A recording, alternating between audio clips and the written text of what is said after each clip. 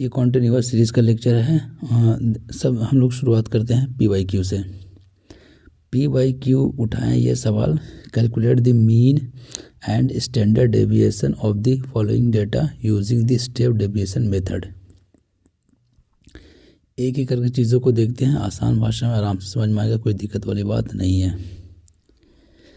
सबसे पहले तो ये क्वेश्चन दिया हुआ है, डेटा दिया हुआ है, प्लांट हाइट 0 से 10, 10 से 20, 20 से 30, 30 से 40, 40 से 50, 50 से 60 और ये फ्रीक्वेंसी दिया हुआ है 10, 5, 10, 25, 30, 20 और ये 10।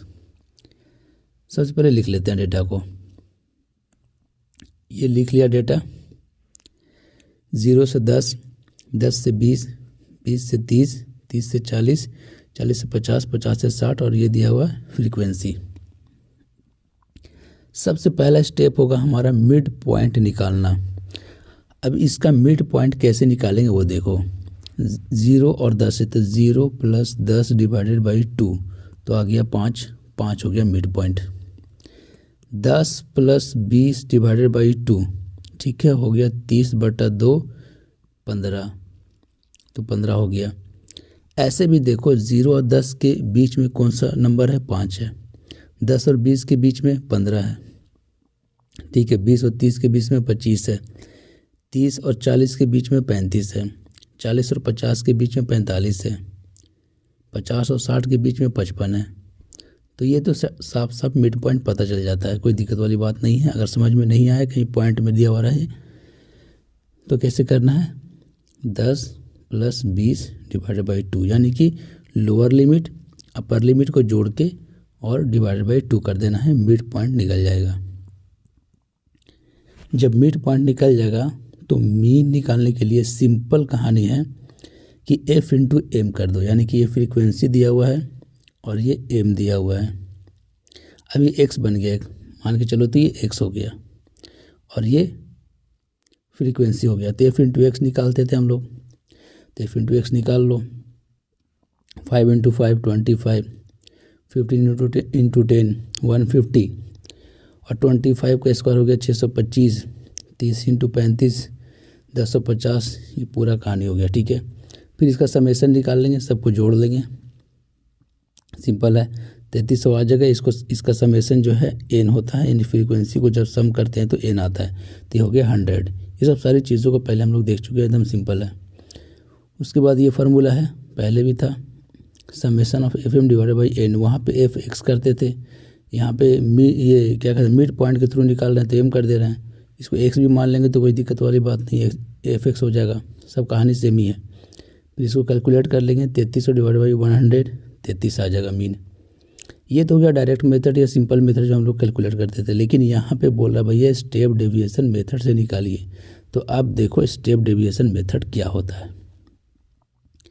यहाँ तक तो कहानी सेम है, मिड पॉइंट निकालने तक, ठीक है।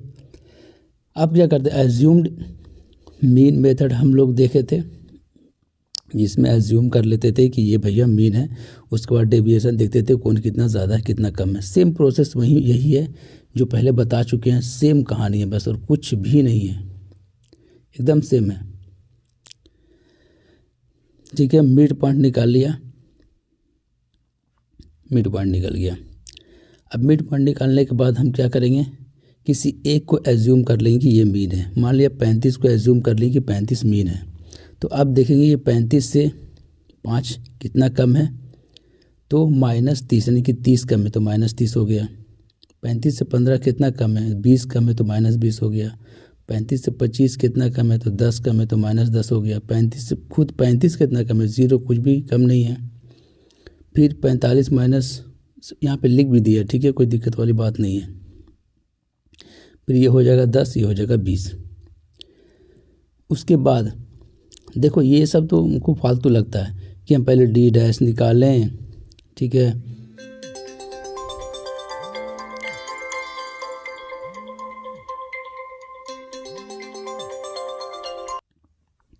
देखो जो पहले पढ़े सारा कॉन्सेप्ट वही है, लेकिन यहाँ पर एक बात हमको समझ में नहीं आ रहा है कि स्टेप डेविएशन का ये फार्मूला दिया हुआ है, ये करता क्या है। एक बार यहाँ 10 से डिवाइड कर दिया और फिर यहाँ 10 से मल्टीप्लाई कर दिया तो बात तो बराबर ही हो गया ना भाई, फिर इतना करने की क्या ज़रूरत है। पहले आप 10 से डिवाइड कर दिए हर एक डेटा पे, फिर यहाँ फाइनली 10 से मल्टीप्लाई कर दिए, तो कट के तो वही आ गया कहानी। तो इतना कर क्यों रहे हैं, पता नहीं क्या इसका लॉजिक है। बस ये एक स्टेप बढ़ जाएगा बिना मतलब के, और कुछ भी नहीं, और यहाँ पे 10 लिखना पड़ेगा, बाकी सब वही कहानी है। ये यहाँ तक तो हम लोग पहले कर चुके हैं। अब क्या करता है ये, अब ये तो एकदम इलॉजिकल ही लगता है। यहाँ 10 से डिवाइड कर रहा है और 10 से यहाँ मल्टीप्लाई कर रहा है। कहते हैं स्टेप डेविएशन का फॉर्मूला ये है। इतना तक तो हम लोग पहले पढ़ ही चुके हैं, इसमें तो कोई दिक्कत वाली बातें नहीं है।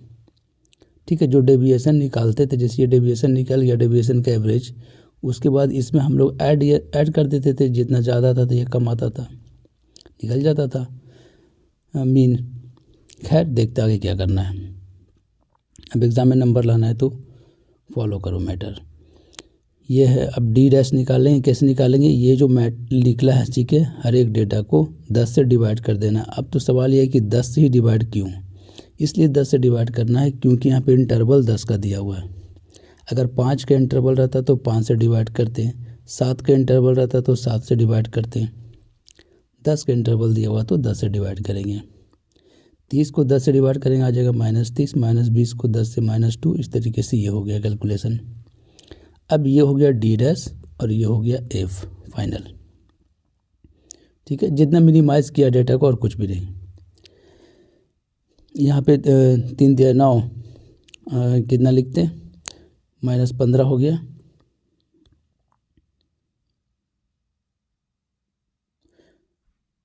ठीक है, 3 और 5 को मल्टीप्लाई किया, -15 हो गया। -2 और 10 को मल्टीप्लाई किया, -20 हो गया। इस तरीके से -25 हो जाएगा, ये 0 हो जाएगा, और ये 20 हो जाएगा, और ये 20 हो जाएगा, ये भी 20 हो जाएगा। ठीक है, यहाँ तक तो कहानी वो है जब हमको स्टेप डेविएशन मेथड से मीन निकालना है, और इसमें कहा है कि स्टैंडर्ड डेविएशन भी निकालना है, तो एक कॉलम और बढ़ा दिया गया, और कुछ भी नहीं। क्या करना है इसमें, ये जो डी डैश निकला है इसको स्क्वायर कर दो, मतलब 3 दिया 9 हो जाएगा, और 9 बचे 45। एफ डी डैश निकाल लो, कहने का मतलब ये है। ये हो गया डी डैश का स्क्वायर, यानी कि 9 हो गया, -3 का स्क्वायर मल्टीप्लाई बाई 5, तो यहाँ से हो गया 45। फिर उस तरीके से 40 निकलेगा। कैसे निकलेगा, इसको स्क्वायर करेंगे तो हो जाएगा 4, और मल्टीप्लाई कर देंगे किससे, 10 से, तो हो जाएगा 40। तो F into D dash square लिखा हुआ। ठीक है, इस तरीके से ये डेटा निकल जाएगा। अब सबको क्या करेंगे, सम निकाल लेंगे। इसका सम निकाल लेंगे, -20 आ जाएगा। ये तो क्लियर ही है, इसको तो कैलकुलेट करने की ज़रूरत भी नहीं है। 20 से ये 20 कैंसिल हो गया, माइनस में 20 है, प्लस में 20 है। ठीक है, और -15 -25 हो गया, -40 और प्लस 20, तो -20 आ गया। अब इसको ऐड कर लेंगे, आ जाएगा 170, और यहाँ पे n निकाल लेंगे। n equal to summation of f होता है 100 आ गया। अब सब वैल्यू पुट करना है, आंसर लाना है, कोई दिक्कत वाली बात नहीं है। देखो ये जो फार्मूला लिखा हो बस, लेकिन ये पहले सारी बातें जो है तुम्हारे दिमाग में होनी चाहिए, पहले बता चुके हैं कि ये डेविएशन निकालते थे, और जो आता था उसमें ऐड या सब्ट्रैक्ट कर देते थे, वही उसी को ये फार्मूला हो गया कि a plus summation of F D dash divided by n multiply by I. अब ये आई क्या है, आई है इंटरवल। देखो यहाँ पे जितना से डिवाइड किए थे उतना ही से यहाँ पे मल्टीप्लाई होगा, तो बात बराबर ही आ जाएगा। यानी कि पहले जो सब डिस्क्रीट वाले में मैटर किए वही सेम है। तो 0 से 10 है इंटरवल, तो 10 से मल्टीप्लाई हो जाएगा। ठीक है, तो वैल्यू पुट कर देते हैं।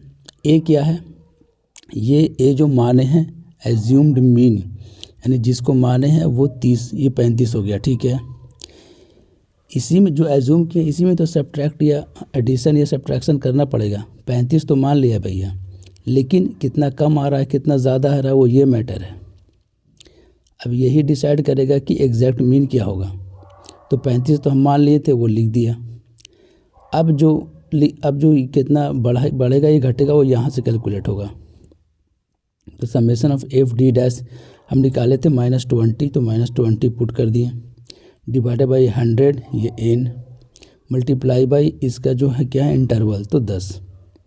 कैलकुलेट करेंगे, एक जीरो से एक जीरो कैंसिल हो जाएगा तो आ जाएगा -2, ठीक है। ये हो गया 10 दूना 20, तो ये हो गया 35 -2 हो गया 33। देखो डायरेक्ट मेथड से निकाले थे तो भी 33 आया था और स्टेप डेविएशन मेथड से भी 33 आया है, ठीक है।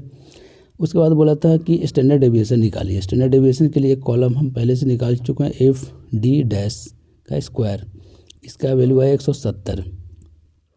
ये होता है फार्मूला उसका, ठीक है। स्टेप डेविएशन मेथड से बोलेगा तो ये फार्मूला लगाना है, एफ डी डैश का स्क्वायर, यानी कि ये जो निकाले हैं वो लिख देना है। समेशन ऑफ एफ एन लिखो, सबसे ज़्यादा बेटर है, इतना कन्फ्यूज होने की जरूरत। समेशन ऑफ एफ जो है वो एन ही तो होता है, एन करो। तो summation of F D dash square 170 लिख दी, एन का वैल्यू है 100 लिख दिया। इसका आया था -20 लिख दिया, 100 एन लिख दिया, इसका स्क्वायर हो गया। और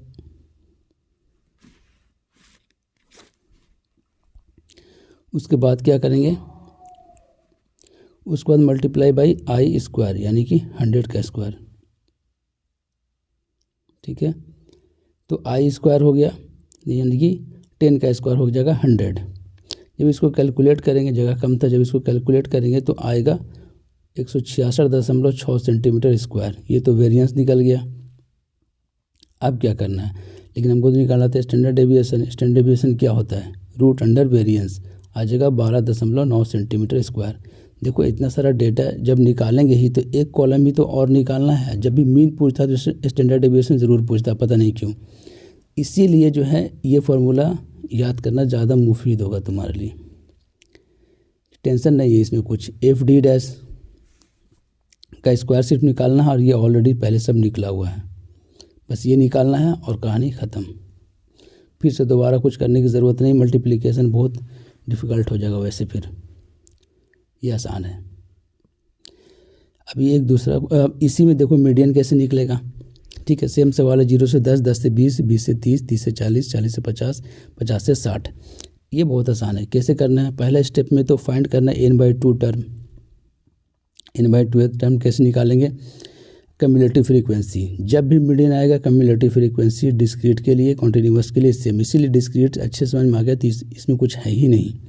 कम्युलेटिव फ्रीक्वेंसी कैसे निकालते थे, ये 5, ठीक है, 5 और 10 15, 15 10 ये 15 और 25 40, 40 और 30 70, 70 20 90, 90 और 10 100।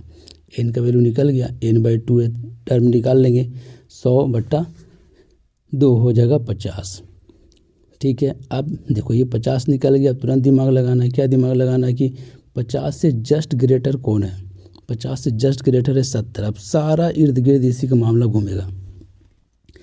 अब 70 आ गया तो 70 का करस्पॉन्डिंग फ्रीक्वेंसी क्या है, 30, तो ये हो गया एफ, याद रखना इसको कहेंगे एफ। अब इसका जो इंटरवल है ये है 30 से 40, तो 30 जो है लोअर लिमिट कितना है इसका 30।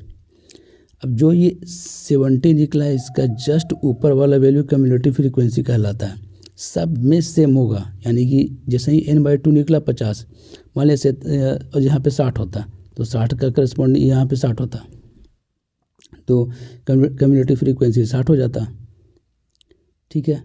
ये सॉरी 60 कैसे लेते, क्योंकि 60 तो फिर जब 50 से जस्ट ज़्यादा 60 होता तो 60 के ऊपर देखते हैं। यानी कि अगर ये मान लीजिए 45 होता तो 45 हो जाता कम्युलेटिव फ्रीक्वेंसी। तो इस तरीके से कहानी को जो है वो शुरू करना है, कैसे n/2 टर्म निकालना है, ठीक है।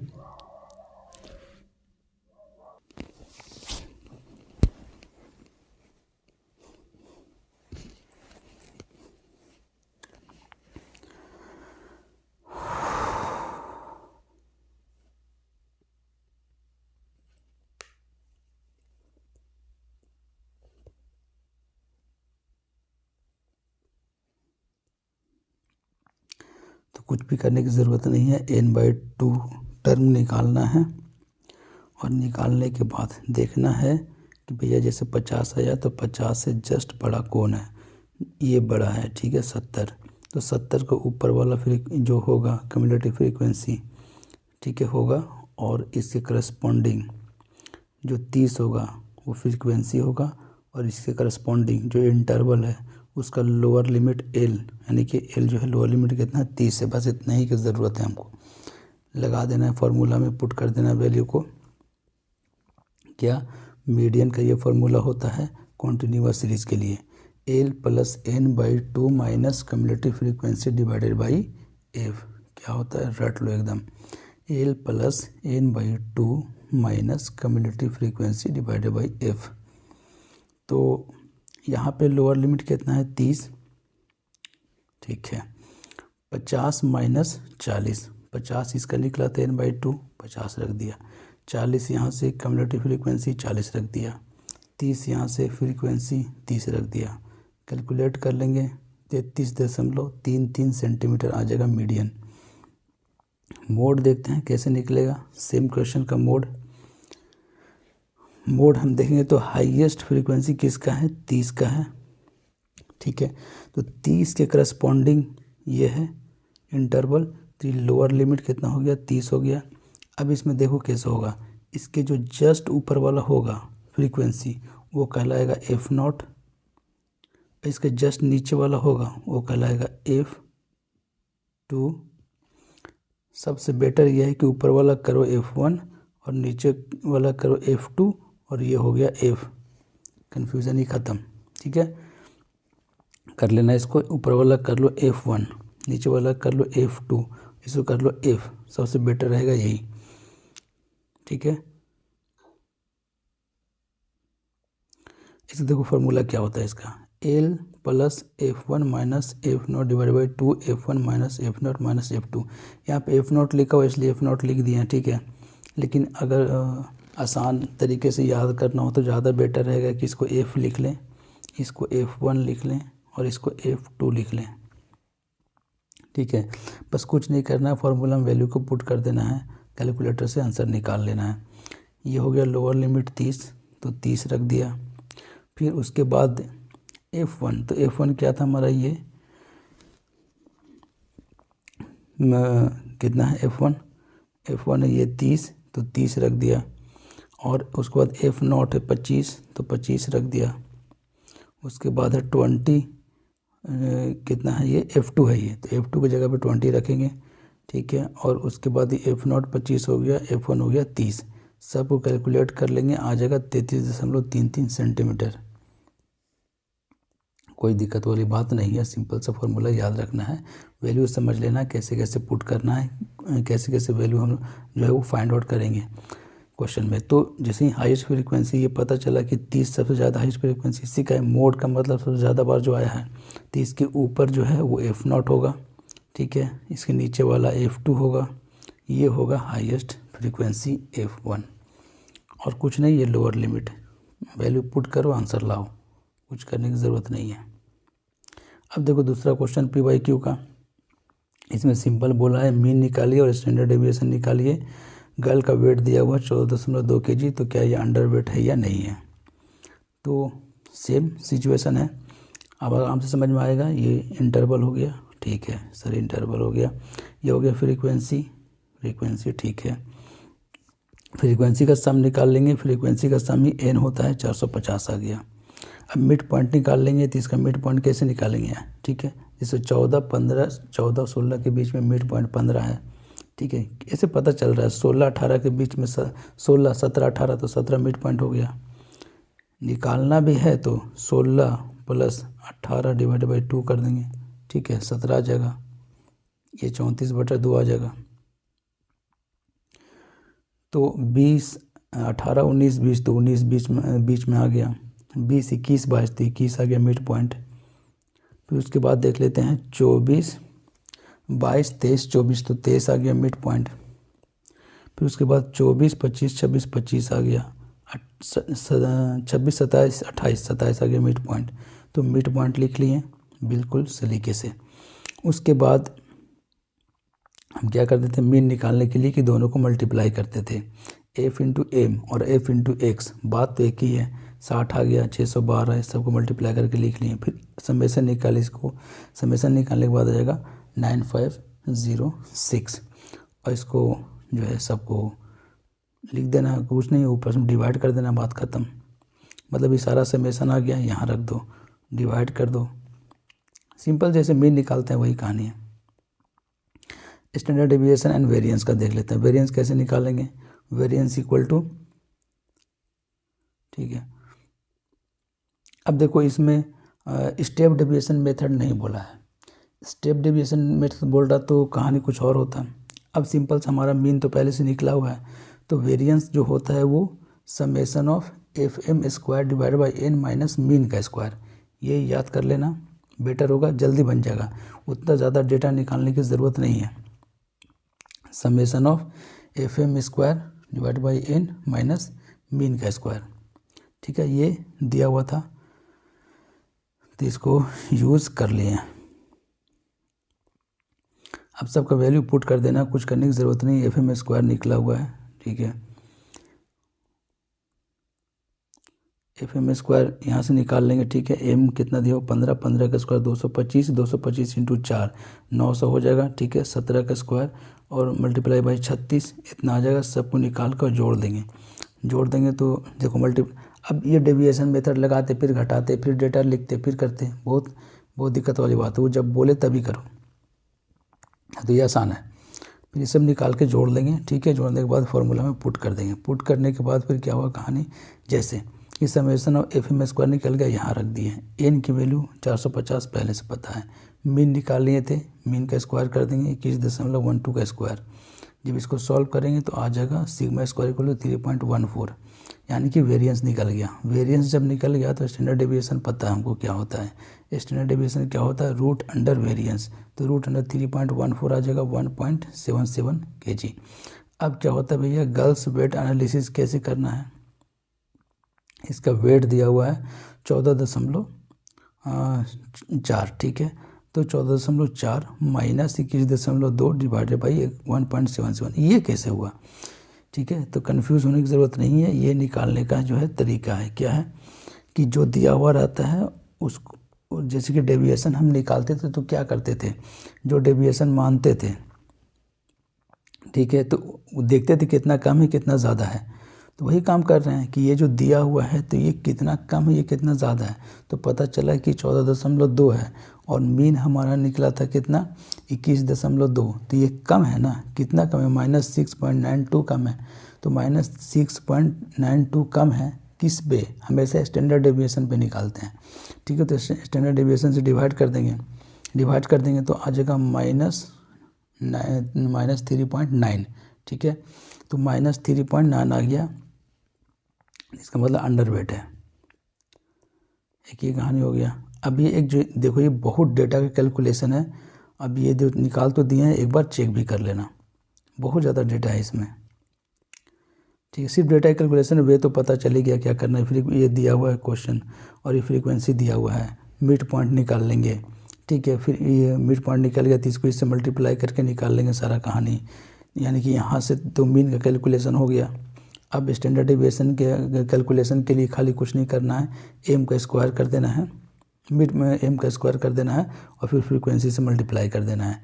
यहाँ पे साफ साफ लिख दिया 20 × 22.5 का स्क्वायर। इस तरीके से सारा डेटा निकाल लेना है। निकालने के बाद इसको सम कर लेंगे इतना आ जाएगा, ठीक है ना। एक बार इसको करके देख लेना आराम से, बहुत ज़्यादा डेटा ही गलती हो जा रहा था, ठीक है, लेकिन तरीका वही है। उसके बाद इसको इसमें रख देंगे F M square divide by N minus X का स्क्वायर, ठीक है। अब इस तरीके से ये निकल जाएगा, वेरिएंस निकल जाएगा यहाँ से 147.3 वेरिएंस निकल गया। अब वेरिएंस निकलने के बाद क्या, इसको रूट लगा देंगे, ये निकल जाएगा स्टैंडर्ड डेविएशन, ठीक है। एक बार डेटा चेक कर लेना, ठीक है, हो सकता है आंसर कुछ और आए। बस यही तक कहानी और कुछ नहीं। एक कहानी खाली क्या है, ग्रुपिंग एंड एनालिसिस मेथड का, जो अभी हमको खुद समझ में नहीं आ रहा है उसको अच्छे से समझेंगे तो उस पर जो है एक वीडियो बना देंगे, ठीक है। Best of luck.